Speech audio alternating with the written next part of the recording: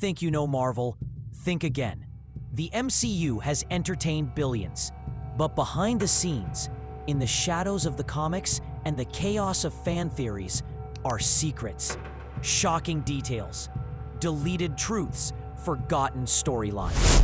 In the next 10 minutes, we're diving into the deepest, darkest corners of the Marvel Universe to uncover secrets every fan must know. From the actors who changed scenes on the fly, to post-credit scenes that never saw the light of day. This isn't your average Marvel trivia. This is the untold truth. Let's begin. Part 1. MCU Hidden Details. Robert Downey Jr. didn't just play Tony Stark. He was Tony Stark. He kept hiding snacks around the set and snuck them into scenes. In the first Avengers, when he offers blueberries to Bruce Banner, totally unscripted. The reaction? 100% real. This wasn't just a one-off gag. It was a deliberate choice by Downey Jr. to embody Tony Stark's eccentric, impulsive nature. He'd often stash food in his lab sets, even his pockets, pulling them out during takes to the genuine amusement of his co-stars.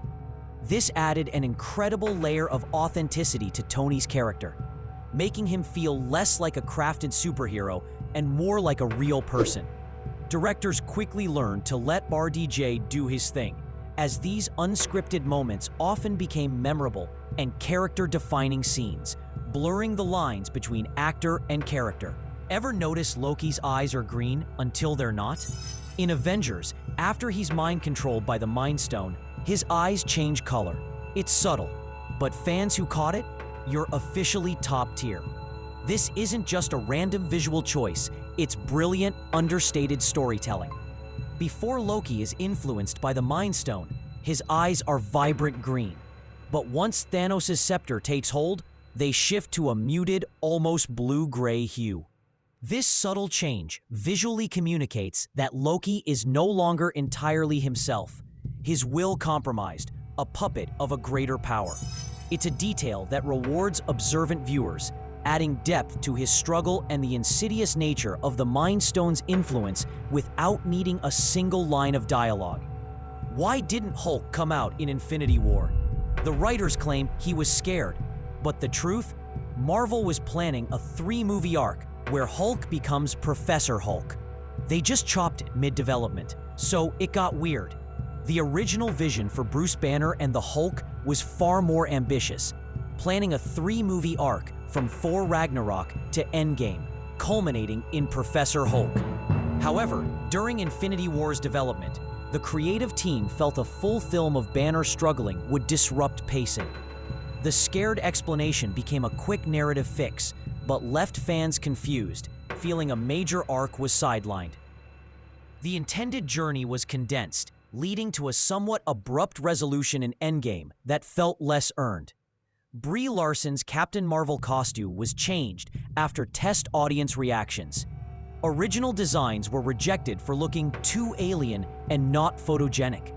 Marvel made it more vibrant, sleek, and gave it comic-accurate gold accents.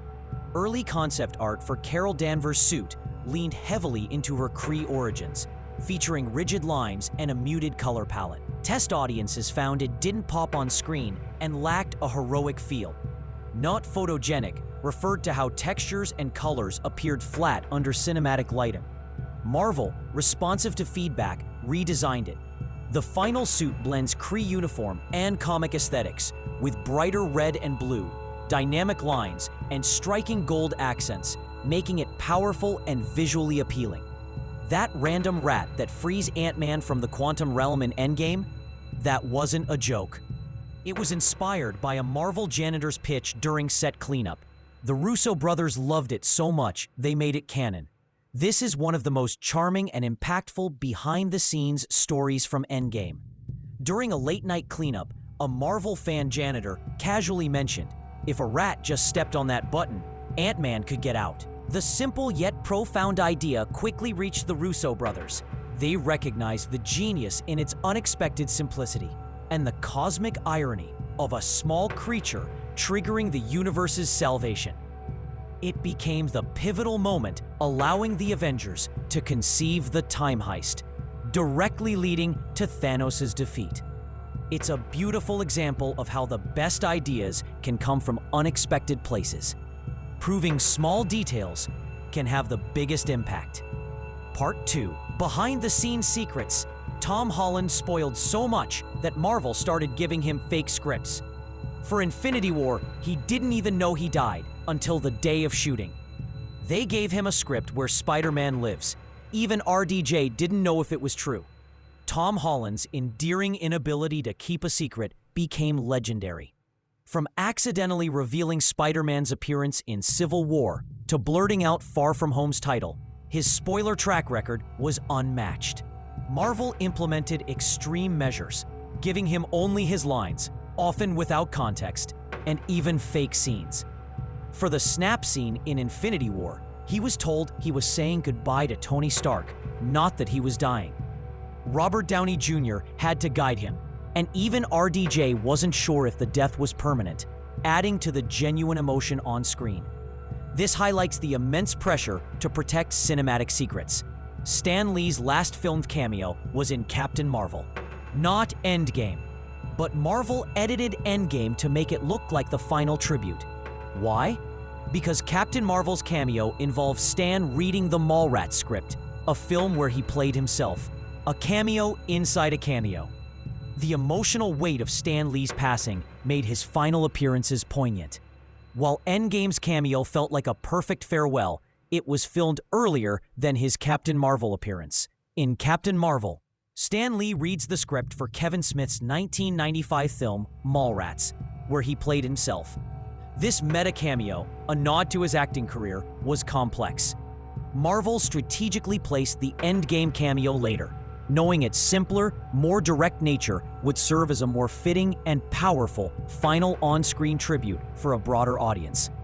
A deleted post-credit scene in Eternals showed Kang watching Earth from the quantum realm.